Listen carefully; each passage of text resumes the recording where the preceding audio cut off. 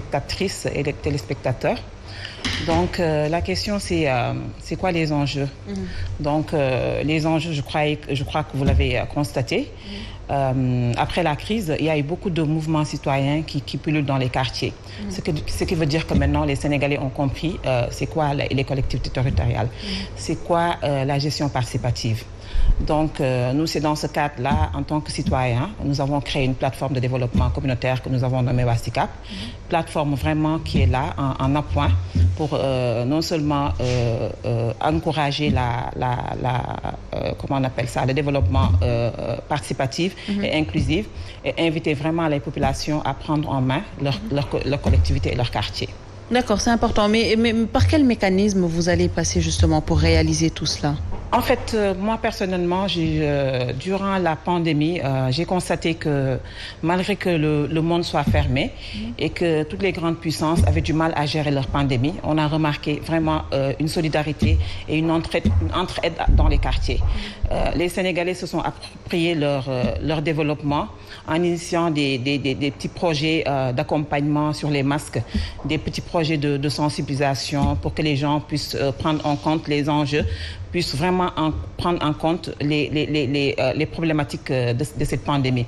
Donc, on a vu beaucoup de solidarité à travers des petites initiatives de quartier. Les gens ont pris en main leur sécurité, ils ont pris en main leur destinée. Et tout ça montre que maintenant, il va falloir qu'on change de dogme et qu'on change maintenant de méthode vraiment de gouverner les collectivités territoriales. Nous, c'est ce qui nous a poussé vraiment à créer cette plateforme qu'on a appelée WASICAP. Et nous avons commencé par faire un diagnostic en étudiant le plan de développement communal des SICAP, comprendre c'est quoi les problématiques. Comme vous le savez tous, presque nous partageons tous les mêmes priorités, les mêmes problématiques d'emploi jeune, les mêmes problématiques de comment on appelle ça, de gestion d'un bon cadre de vie, de sécurité. D'encombrement. Oui. Donc maintenant, les gens ont du mal vraiment à être à l'aise dans leur quartier, à souffler dans leur quartier.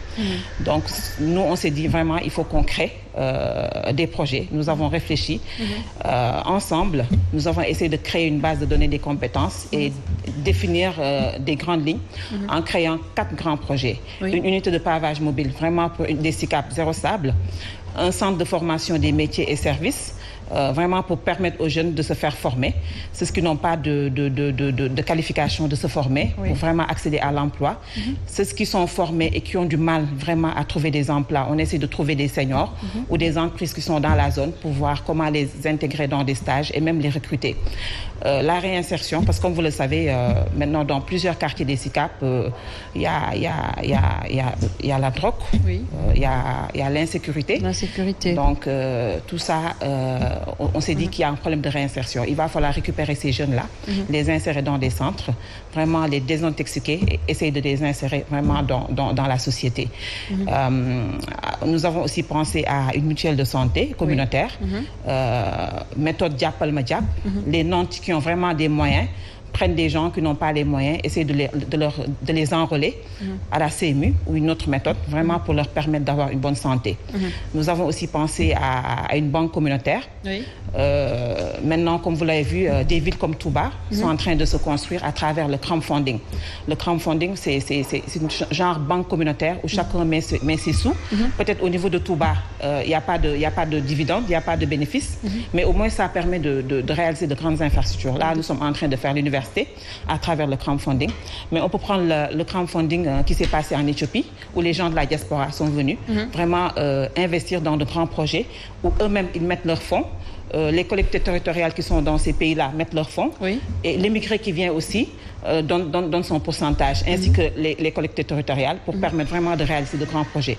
Donc nous sommes vraiment venus à une démarche communautaire, genre Diapal Madiap, chacun met du sien. Si vous n'avez pas d'argent, vous mettez vos compétences, parce que nous avons aussi des poules des experts où ils sont en train vraiment de travailler à travers de grands projets qu'on va réaliser dans les quartiers par les SICAPois.